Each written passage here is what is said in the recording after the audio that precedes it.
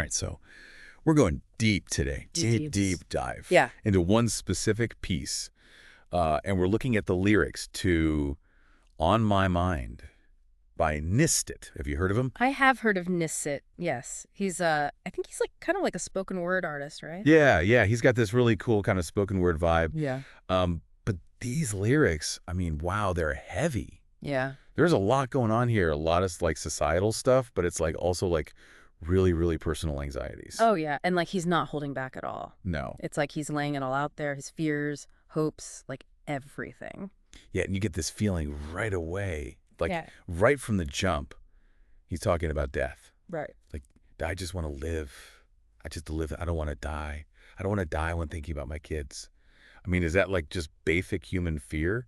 Or there's something more there? I mean, it's definitely like a primal fear, right? Like nobody wants to die, but Yeah. I think for him it's like amplified, because of all the other stuff he's dealing with, the anxieties about the world his kids are going to inherit, the whole 9 yards. I see what you're saying. And there's this theory in psychology. Have you heard of terror management theory? I don't think so, no. So it basically says that because we're aware that we're going to die, it like drives a lot of our behaviors. Oh, interesting. Like we cling to things that give us meaning, family, religion, accomplishments, anything that makes us feel like our lives matter. Right. So like he's talking about living for his kids. Maybe it's like he's grasping at that. Exactly. It's like he's trying to create something that will outlive him, a legacy, Right. especially in a world that feels like it's kind of falling apart. Totally, yeah. And it's not just death, though. Right? I mean, the dude is straight up anxious about everything, like wars, poverty, the whole shebang. Yeah, he doesn't trust the system at all. No, like at all. He talks about like rigged elections, which, makes me think about stuff like gerrymandering and voter suppression, all those things that make people feel like their vote doesn't even count.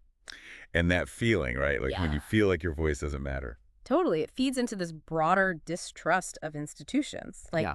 he also mentions broken promises and unfair taxation, which kind of taps into this idea that the system is rigged against the average person. Right. Like it's only working for the people at the top. Exactly. And that totally connects to his money worries. Oh, absolutely. I mean, you can tell he's struggling, like inflation, debt. He even name drops banks, like they're the big bad wolf.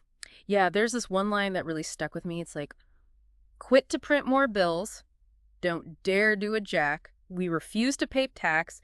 They can bust your check. You really send to care. Like, whoa, the anger in that is palpable. Right. Like, dude is pissed. Yeah, and it's a frustration a lot of people are feeling, like when the government prints more money, it can lead to inflation. Yeah. Which makes everything more expensive. Yeah. Exactly, and it can devalue your savings. So his anger at taxes, at having his check busted, it's all tied into the sense of economic injustice. It's like he's saying, look, I'm working my butt off, and the system is just taking and taking and taking. Exactly. And to make things worse, he doesn't see a way out. Nope.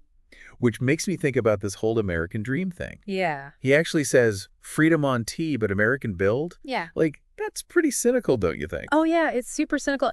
He's basically contrasting the ideal of freedom, the one that we always associate with America, with the reality of his own experience. Right. Which feels anything but free. And that brings up a huge question, right? That's that.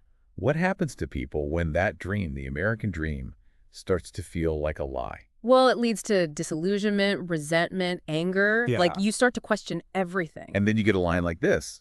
What someday is going to tell myself, breathe, feeling overwhelmed on my plat. Oh, man, that one hits hard. Right. You can like feel the weight of the world on him. It's like a picture of what that constant struggle does to you mentally and emotionally. Like, you can almost feel that pressure in your own chest. Yeah. And it's not just about the money. It's about feeling trapped, feeling powerless to change anything. Absolutely. So we've got all this going on, right? All these anxieties, the personal struggles, but they're all connected to these big, massive societal issues. Like, what does that mean for us, for the folks listening who are maybe going through some of the same things? Well, I think it means we're not alone.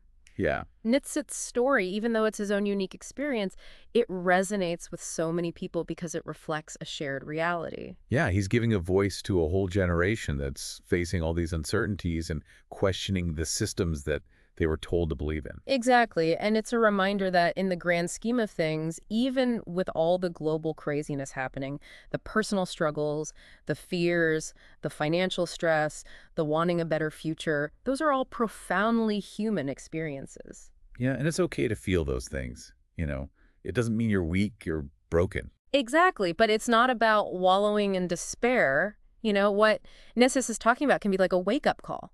Oh, interesting. Like, if these systems aren't working, if they're causing so much pain and anxiety, then maybe we need to start thinking about how to change them. That's a good point. Right.